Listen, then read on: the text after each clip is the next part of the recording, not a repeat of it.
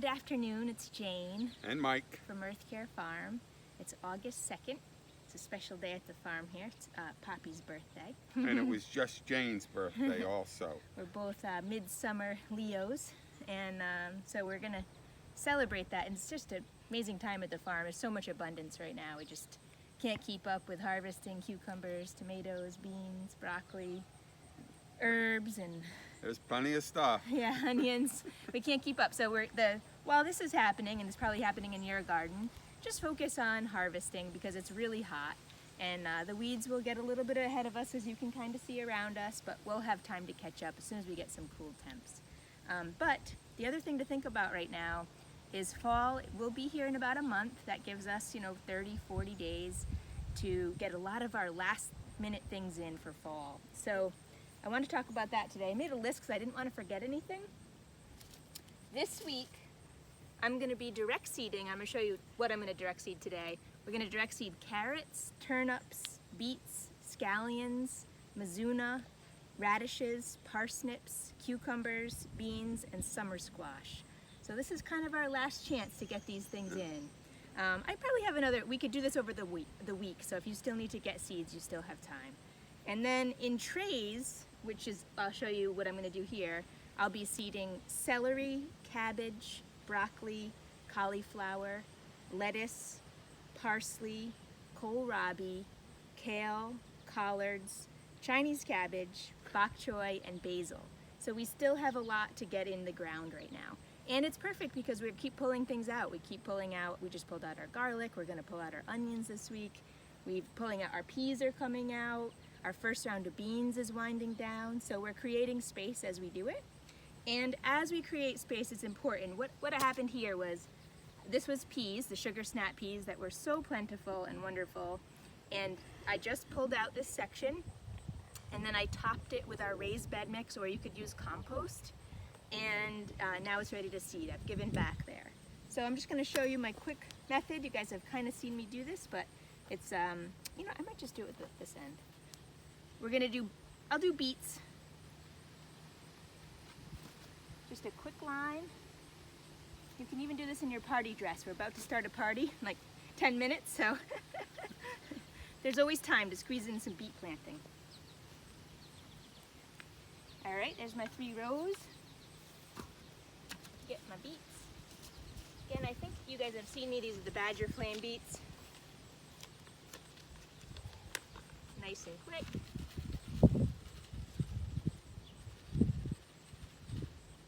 My grandma Myrner, Poppy's mom, always loved beets. She was a big fan of beets. Thinking about her today.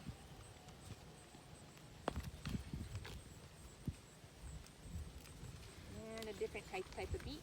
And Jane just turned 40. She doesn't look 40, but and she's Betty's and my youngest. It's just a number. Alrighty. So we got beets planted. How did that take? A couple minutes? So that's wonderful. And then here's what I meant by seeding in trays. So that's direct seeding. I will cover those up. But my seeding in trays, if you could come in a little bit, Cooper, so I can show you. I filled this tray with our potting soil. And then I just used my fingers to make the holes. In this tray, I'm going to plant broccoli. And then in the back part here, basil. And I'll just show you the first part, will be the broccoli. And then the next tray I'm going to do is this Olga romaine lettuce. My great aunt Olga's birthday was just July 27th. So I was thinking about her as well. All right, here's my gypsy broccoli. I'm just going to show you about 1 to 2 seeds per hole. And I just use a little rolling of my thumb and my pointer to get that one seed out. It's super simple. And that hole I meant, once I water this in, that will kind of cover up on its own.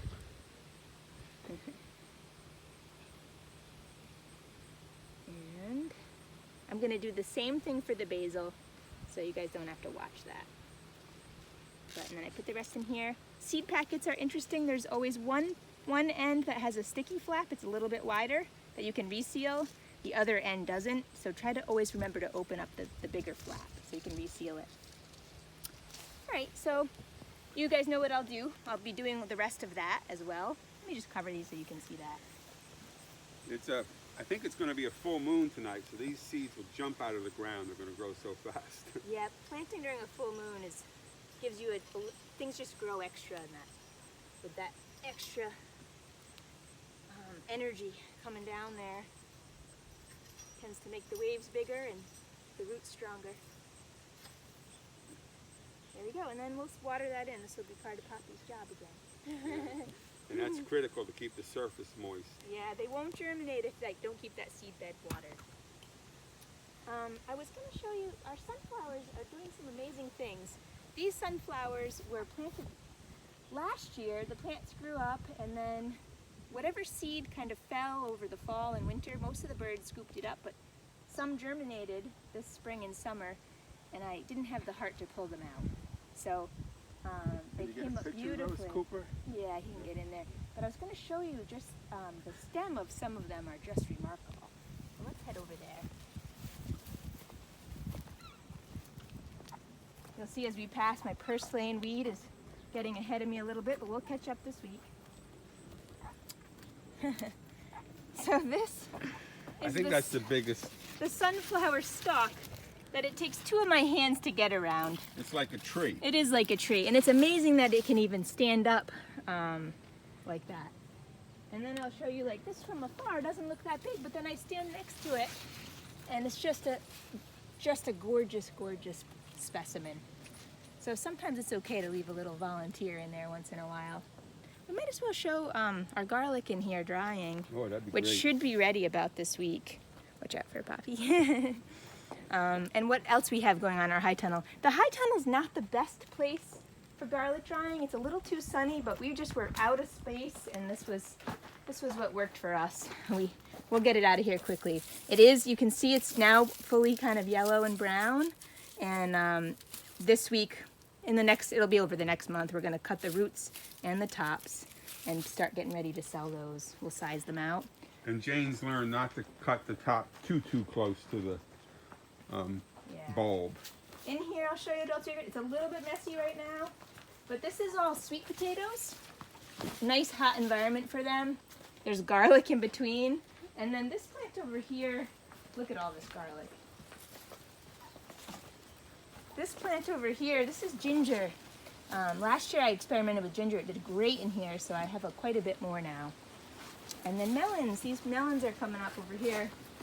I'm really excited to have some fresh melons. I think this high tunnel environment will be great for them. My first time planting melons in the high tunnel. Again, this was another volunteer sunflower. It is just so big. If you could see that, can you see the head, Cooper? You're gonna have to go on the other side. It is, this is my hand.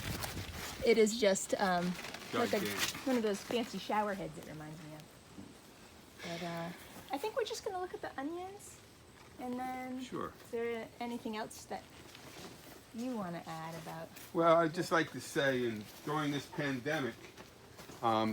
pandemic, I had a friend the other day I was talking with, and he was upset that he couldn't go to church because that's where he gets his inspiration. And since my birthday, I just want to say, gardens are sacred places, so you can find divinity in any beautiful place. We certainly find it here.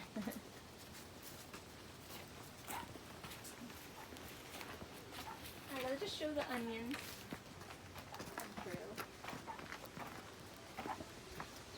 I'll show you this. This is my kale plants. This particular batch is getting a little ratty. This is from the imported cabbage moth.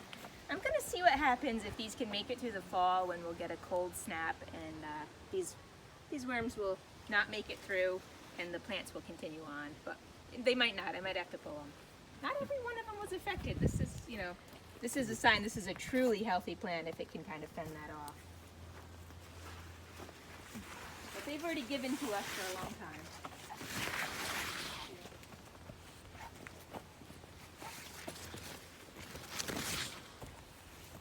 We didn't do a lot of onions this year, but I did do, these are some Walla Wallas. They're showing signs, it's ready time to harvest them. They kind of flop over and get a little more yellow when it's time to harvest them. So we're having some hamburgers tonight. We are gonna take a couple of these. The Walla Wallas are actually pretty sweet onions. They'll be really nice on our hamburgers. Really? Yeah. So they're looking pretty good. I'm just gonna grab one more. We'll get the rest of them this week. We're gonna get some rain on Tuesday, so I'll get these out of here before then. But these are leeks. We'll leave those in until the fall. Those are gonna be nice all winter. And then my last thing is I have a little gift for Poppy for his birthday. I didn't know this was going to happen. I knew you were carrying something. Oh! My favorite this time of year. That's a tomato sandwich with mayonnaise. And it's one of the nice ones, the Cherokee purple tomatoes. Really fresh from When the you garden. eat tomatoes from your garden, it's just no sense ever buying one in the store. You said it's the best thing on earth, so that's what I gave you for your birthday. All right, thanks so much for watching. Thank you. I didn't know that was going to happen.